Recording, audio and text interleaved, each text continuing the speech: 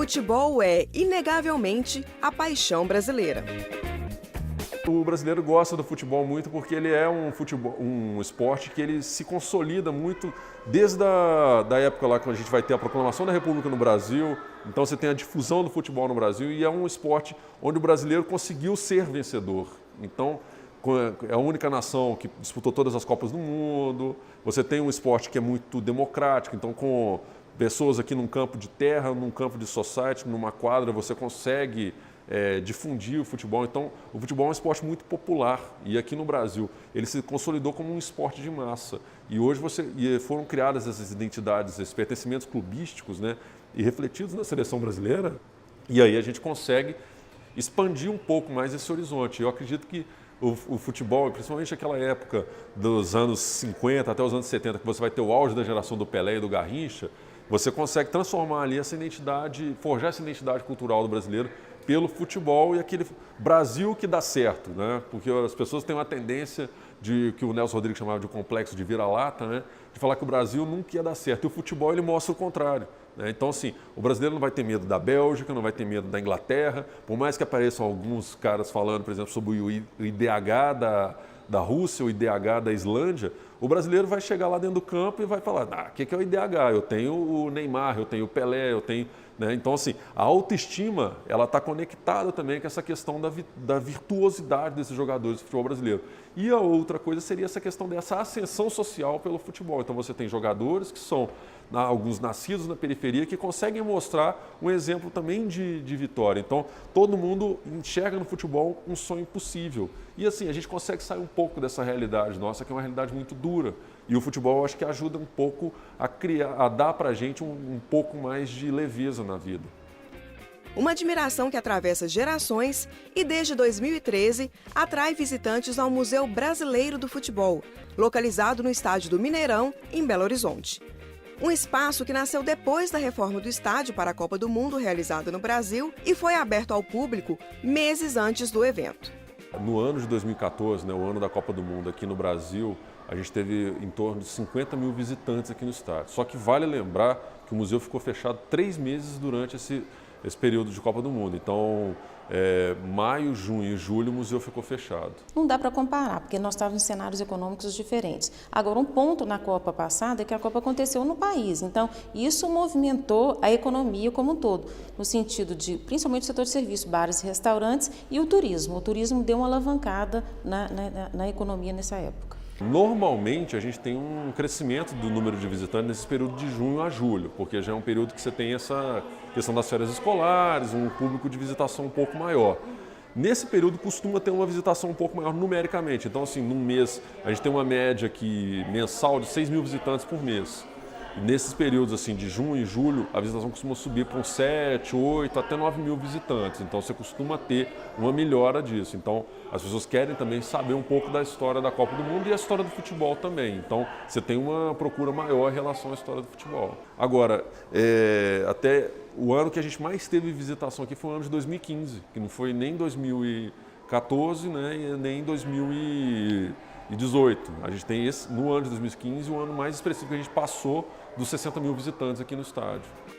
E algumas histórias deixadas a cada partida de futebol ajudam a estender essa visitação para além do período dos jogos. O futebol ele tem essa memória eufórica e tem também uma memória disfórica, né? Tem essa questão ambivalente. Então, assim, por mais que você tenha também no estádio a relação do 7-1, você vai ter onde o Atlético conquistou a primeira Libertadores, onde o Cruzeiro veio a vencer o pentacampeonato da Copa do Brasil, né, o bicampeonato seguido agora do tetracampeonato do Campeonato Brasileiro. Então você tem esse contexto. E tem também esse contexto do 7-1, numa semifinal de Copa do Mundo e tal. No dia 8 de julho, né, que é o dia do 7-1, que foi o jogo, né, em 2014, o pessoal costuma vir no estádio. A gente tinha, até tempo atrás, a gente expunha a camisa da Alemanha, autografada pelos jogadores e tal. A gente fazia isso. Teve documentário produzido sobre ele, sobre o 7-1. Então, assim, você tem toda uma memória que é construída em cima desse jogo do 7-1, que ajuda a gente não criar uma memória traumática da coisa, mas também a pensar quais são os caminhos que o futebol brasileiro precisa para conseguir se reinventar e continuar como um futebol vencedor e hegemônico, né? Então você tem o Estádio Mineirão como um patrimônio da cidade, ele é tombado, né? O Mineirão como lugar de memória e as pessoas têm aquela rotina, né? Os clubes locais jogam aqui, você tem Campeonato Brasileiro, Campeonato Estadual, você tem Copa do Brasil, Campeonato Libertadores, então você tem uma apropriação do estádio. E a outra coisa é pessoas que também estão entendendo o turismo de futebol, você tem o turismo em Belo Horizonte e você tem também grupos escolares que visitam o museu. Então, assim, e o que a gente faz? A gente cria outros atrativos, a gente cria oficina de férias, a gente cria roda de leitura, festival de cinema, semana de museus, primavera de museus. Então, assim, o museu ele deixa de ter aquele caráter de coisa velha e passa a ter um caráter mais de função social mesmo, de estar conectado com a sociedade. A Copa do Mundo de Futebol ocorre de 4 em 4 anos e é difícil precisar quanto dinheiro ela pode movimentar, tanto no país que cedia o evento, quanto nas diversas nações participantes do torneio. Mas para 2018, a Federação Internacional de Futebol prevê faturamento de 6,5 bilhões de reais, só com patrocínios. Qual foi o tempo anterior de planejamento? Porque houve um planejamento anterior, né? E qual que é o número da equipe? Quantos funcionários estão trabalhando com vocês? Hoje a gente tem 48 pessoas trabalhando aqui com a gente, muita gente que a gente fez as contas. A gente ficou 40 dias antes da Copa, preparação, buscando patrocinadores, buscando fornecedores, negociando preços, negociando coisas para poder chegar na Copa e fazer dar certo. Apenas 3,4% dos entrevistados pretendem aumentar o quadro de funcionários da empresa. Os empresários que não iriam contratar afirmaram que a equipe atual atende à demanda do evento. Se para o empresário é importante planejar o evento, para o consumidor é fundamental planejar os gastos. O empresário ele tem um risco de endividamento muito grande, ele tem um risco de ficar com o estoque parado e não conseguir desovar esse estoque. E o consumidor é ficar inadimplente. E ficando inadimplente, ele está fora do mercado de crédito, principalmente daquele crédito que ele precisa comprar um bem de maior valor agregado, ele não vai poder. Entendeu? E se ele entrar num rotativo de cartão, partindo do pressuposto, rolando essa dívida para o mês seguinte, eu não tenho como pagar agora, eu vou pagar no mês que vem. Então, assim, você tem que ter um planejamento muito assíduo, uma disciplina muito grande para você fazer essa rolagem. Eu não ia comprar nada, já fui em loja, já comprei blusa, já comprei bandeira. Então, não tem jeito, é impossível não entrar no clima da Copa. E nesse equilíbrio de interesses, é fundamental avaliar as vantagens e desvantagens. O desafio é você planejar. É você planejar bem as suas estratégias de venda, é planejar como que você vai receber esse cliente, como que vai ser esse atendimento e planejar principalmente seu estoque. O consumidor, por outro lado, é o seguinte: planejar as suas compras, não deixar de consumir, mas consumir de forma consciente, não comprar acima da sua capacidade de pagamento, não entrar num risco de inadimplência, porque isso é tanto ruim, tanto para o consumidor quanto para o empresário também. O evento de temporada, a grande desvantagem de trabalhar com a Copa, vou ser mais específico com a Copa, é porque eu fico na dependência do Brasil passar para as próximas etapas. Então, eu não tenho planejamento para a semana que vem. Entendeu? Eu não sei com quem que ele vai, eu não sei com. Então, as coisas começam a ficar mais em cima e eu tenho as variáveis de estar nessa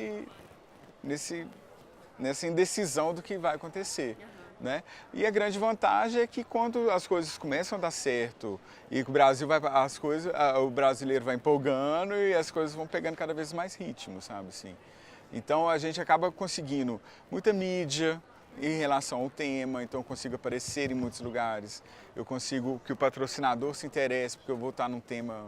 Então, as vantagens são essas, as desvantagens é a dependência do que está aí para acontecer. O comércio, para todas as datas comemorativas, ele se prepara para o Dia das Mães, para o Natal, Dia dos Pais, Dia das Crianças. Então, assim, quando foi o Dia das Mães do Dia dos Namorados, o comerciante se valeu dessa Copa do Mundo para tentar vender produtos temáticos, que foi uma grande oportunidade. Agora, para o Dia dos Pais fica complicado, porque já passou. Mas, assim, essas datas comemorativas é uma ótima oportunidade de estratégia de vendas para o comerciante mesmo, de montar kits de venda, de fidelizar aquele cliente, de trazer aquele cliente para dentro da sua loja, fazer um atendimento de qualidade, principalmente conhecer o seu cliente, conhecer a necessidade desse cliente, o que ele quer, fazer essa pergunta, se colocar no lugar desse cliente para sempre mantê-lo para dentro do seu estabelecimento. E enquanto a torcida espera pelo gol, os vendedores torcem por outra vitória. A gente investiu bastante, não tem estoque da última Copa, porque é minha primeira Copa que eu trabalho agora e a expectativa ainda é grande. Não surpreendeu ainda como esperado, mas a expectativa ainda é grande. E se você pudesse mandar um recado então para a seleção brasileira, porque afinal de contas os torcedores dependem dela, né? Qual que é o recado que você Vai Brasil rumo ao Hexa. Te espero na final, espero que chegamos na final, que ganhemos lá e seja tudo perfeito. Mas se não ganhar, tem torcedora que já está preparada para continuar a festa. O importante é continuar fazendo festa, já que a Copa está aí, a gente tem que aproveitar até o último momento, né?